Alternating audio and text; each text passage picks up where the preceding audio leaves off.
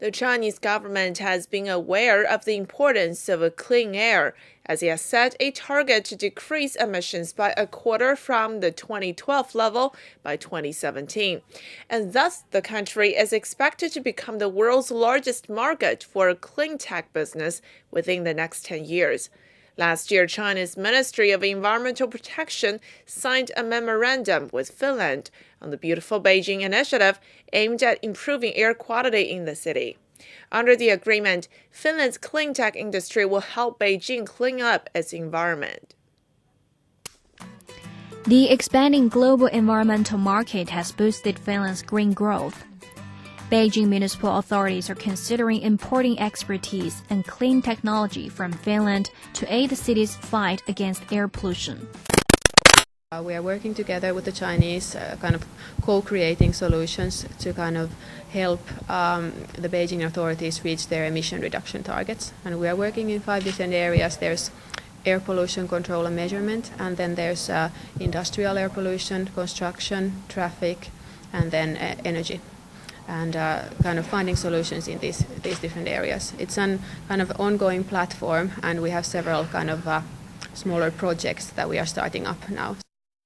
The economic growth in China, you have had a BNP growth of something like 7% in the past few years, but still the environmental problems are big and people feel it in the air quality, water pollution. So to be able to continue economic growth, you have to make it environmentally sound and make it a better environment for people, and then that becomes the vehicle of growth itself, those environmental solutions.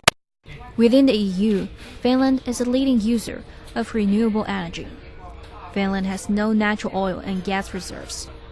Energy efficiency and energy security issues have forced them to seek green technology solutions.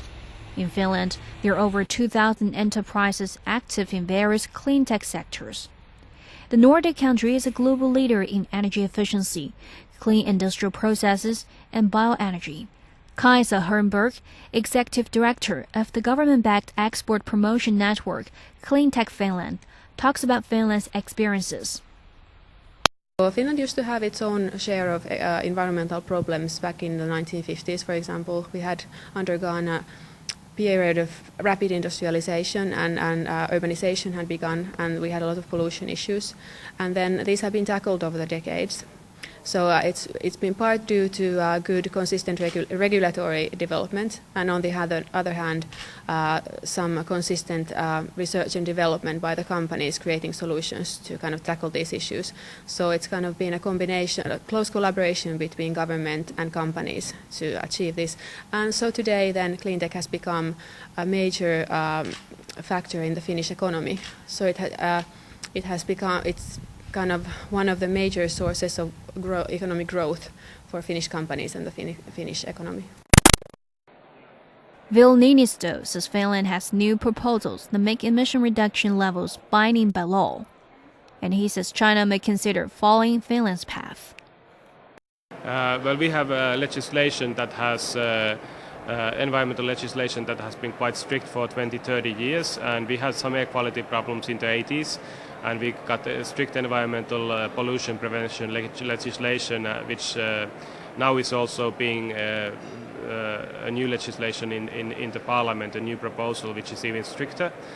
So all industrial production in Finland has to have particle filters and very strict limits to local hazardous pollution. So I think we have a lot of companies who have these solutions as well, which are needed now in the markets in Beijing. And of course, cleaner cars, cleaner energy production, and also forests and sound natural environment are part of a healthy air quality. The Finnish government has invested more than $270 million in research projects on clean technology. Well, we have regulation, we have these long-term goals, and then we have some benefits and support for innovation and R&D. So the whole Finnish innovations funding system is supportive of new clean tech solutions. A lot of funding goes into this field, and investment in education and science in general. So I think we do a lot And then naturally also what we do in public procurement, what municipalities and the government orders in our companies, own companies, and in our own actions. There you can also order new solutions and build new city areas, for example, which are environmentally best examples. Then you can show it to visitors. So I think a lot can be done by a strong forward-looking public sector. According to Niinisto, besides legislation, technological solutions should also be put in place. I think regulation is a way of demanding technology, but on top of that you can always show that there are better technologies to solve that problem than the minimum requirement of legislation, and quite often technologies are such that they create jobs themselves. So if China will invest in water purification and air quality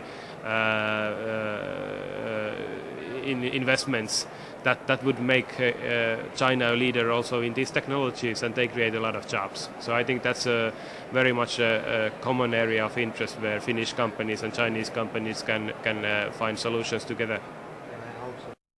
Holmberg explains the renewable energy companies represent just one aspect of Finland's dynamic clean technology sector.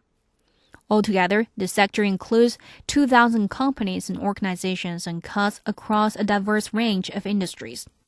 In Finland, we talk about four main themes of clean tech where Finland is really kind of top of the world. So there's energy and material efficiency. So for example, in the Finnish industries, its energy efficiency has been a key factor because we don't have our own natural coal or oil or gas resources. So it's basically been quite expensive to run factories on imported fuel, and that's why energy efficiency has become a very important matter in Finland.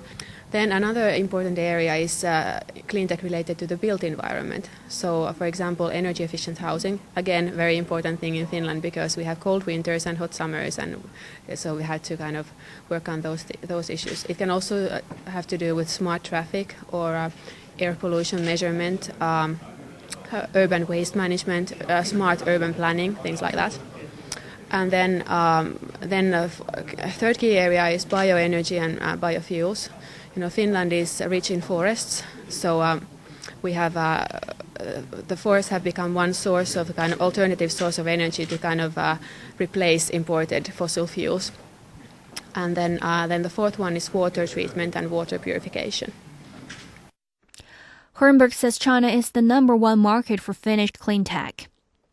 A 2013 analysis of the global renewable market by a specialist team at a business and financial information provider Bloomberg estimate that by 2030, renewable technologies will account for 50% of new power generation capacity globally.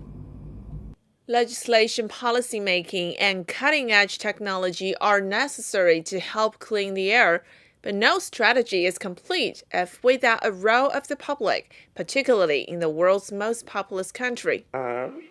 One of the main ways that you can make people aware of environmental problems is simply them being able to see it, and that is obviously something that is facing China at the moment.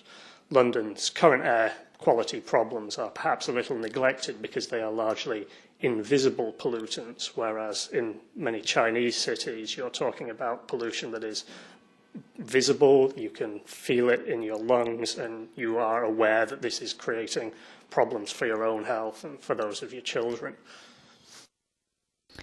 And the Chinese people are indeed seeing it, smelling it, and feeling it with all senses.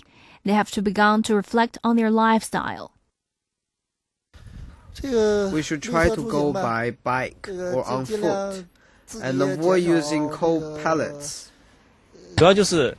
My advice is that we should drive less and walk more, and pay more attention to environment protection. As we see that there are too many cars in the street, we should make a conscious effort to protect the environment, like the conservation of electricity. This is CNC World, a new perspective.